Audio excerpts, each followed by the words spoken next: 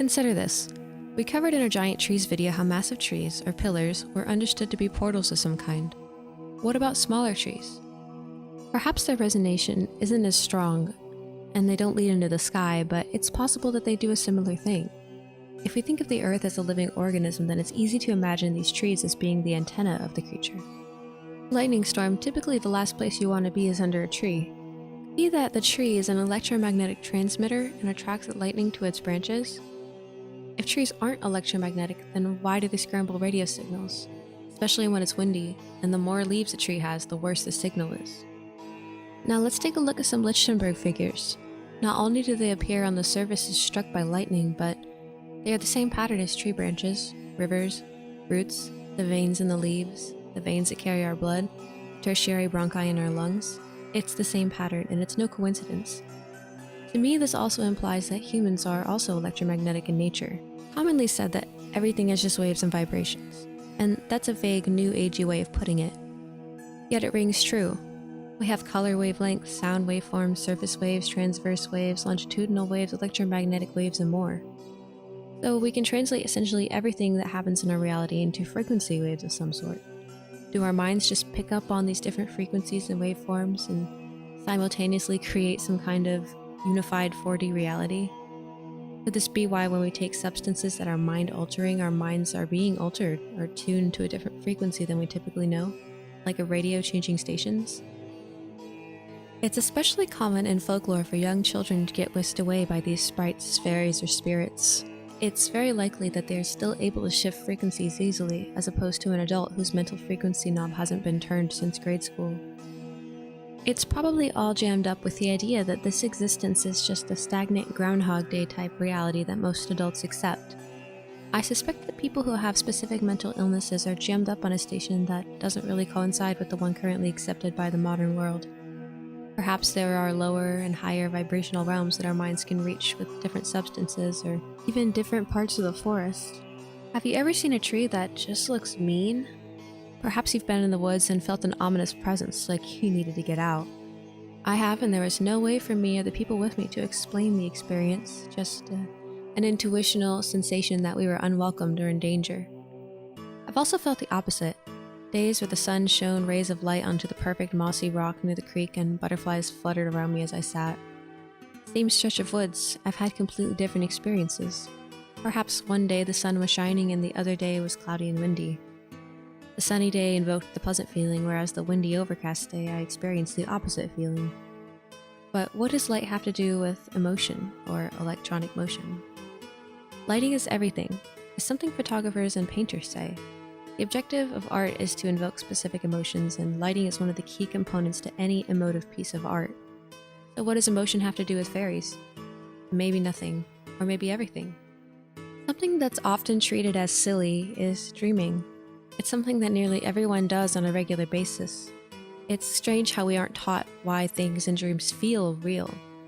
Most of us think it's just in our heads, as if our heads were unimportant. I think we should pay special attention to what's in our heads when we're alone inside of them. If we don't understand our dreams, then we will never understand ourselves. There are countless cases of people experiencing some kind of physical trauma in a dream and even waking up with marks. In scenarios like that, it's typically known as a haunting or an evil spirit. We are receivers of information as well as transmitters. If we go into an isolation tank, we trip like a circuit, because we're just transmitting information to ourselves and it's echoing in the empty space of the chamber as we float on conductive salt water. This becomes the only reality as the rest of our senses are deprived. Now consider the person alone in a forest.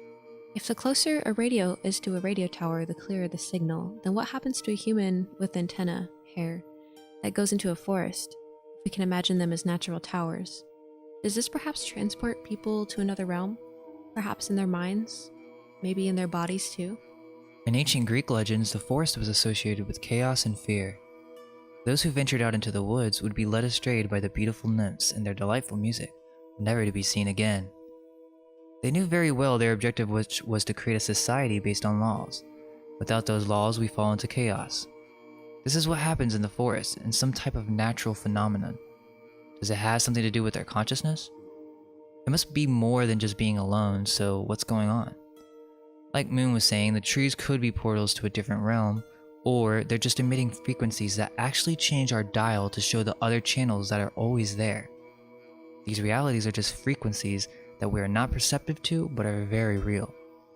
Maybe it's some other type of force, you could say alien, or you could say some type of intelligent fungus is releasing airborne spores that make people trip. That seems unlikely because then how do they go missing?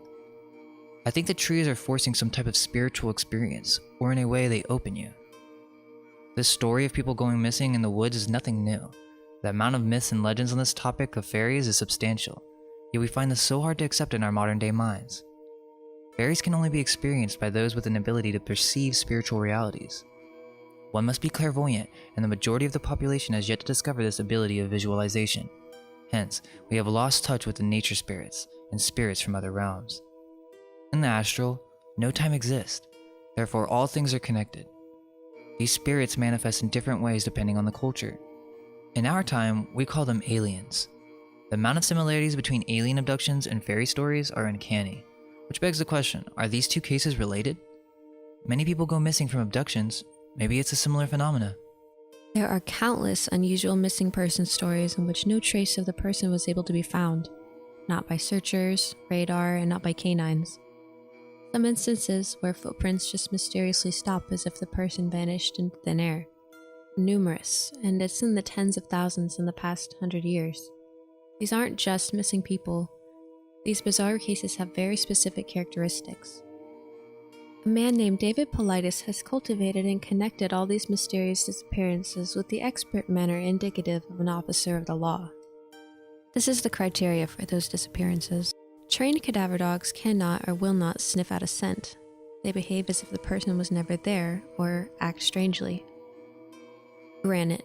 Areas that have high volumes of granite, such as boulder fields, tend to be hotspots. Water. Victims are found close to bodies of water, whether it be a lake, river, or pond. Strange weather. Soon after the person is reported missing, the weather becomes disagreeable. The body is found in a place previously searched by professionals and walked by hikers regularly. The body is found on impossible uphill elevations, especially young children. Unusual clothing malfunctions. Oftentimes, if the person is found, some part of their clothing is missing or inside out. This happens in places and climates where a person would not want to remove any of their clothing.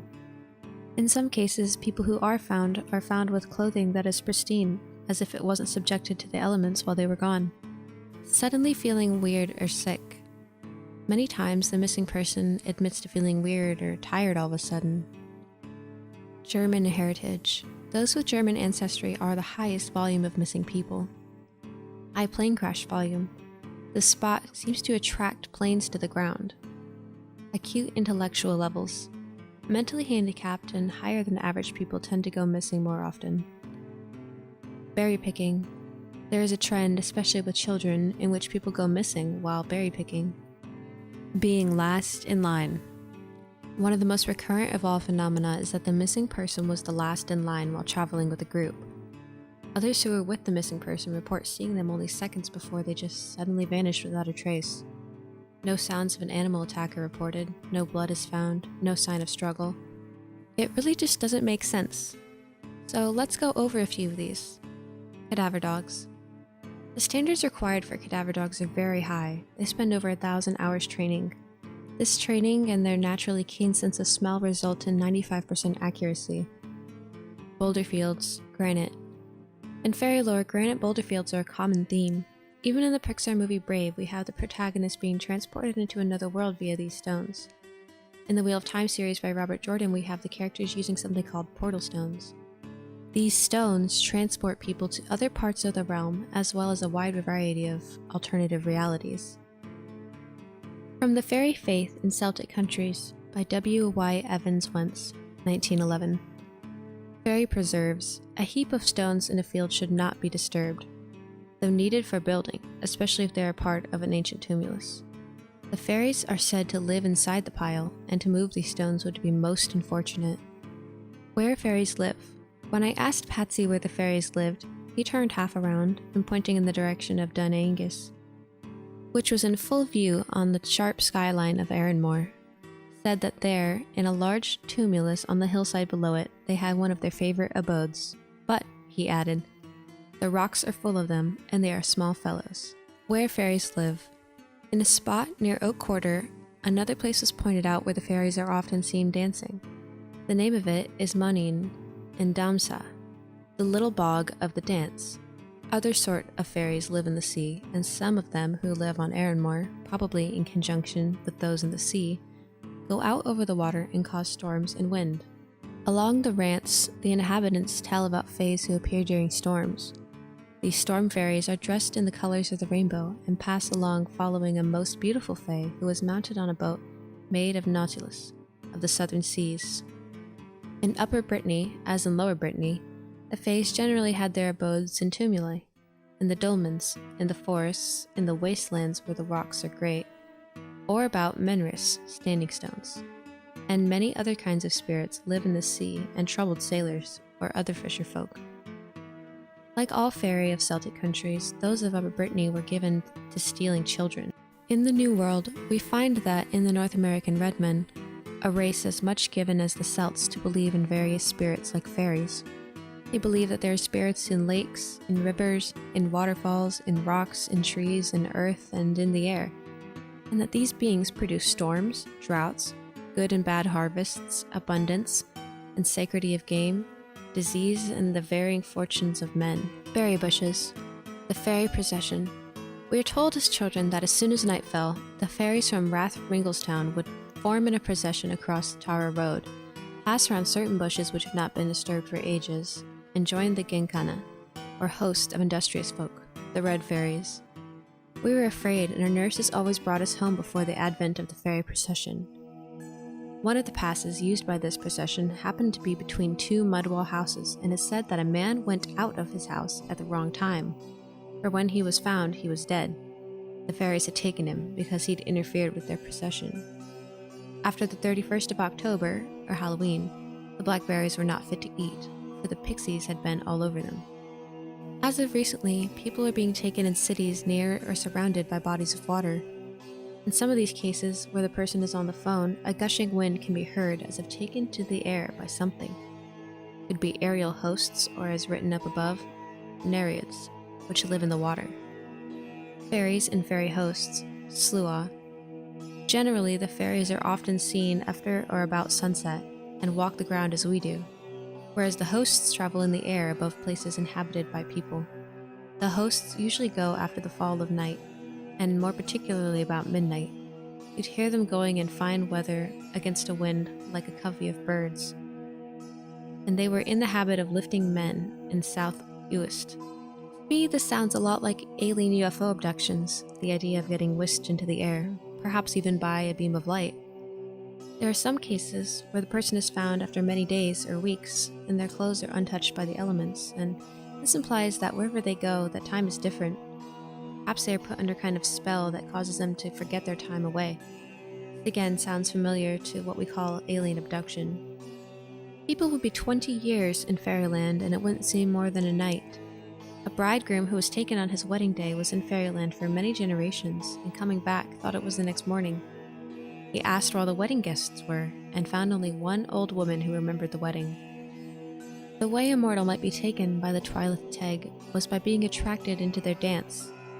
If they thus took you away, it would be according to our time for 12 months.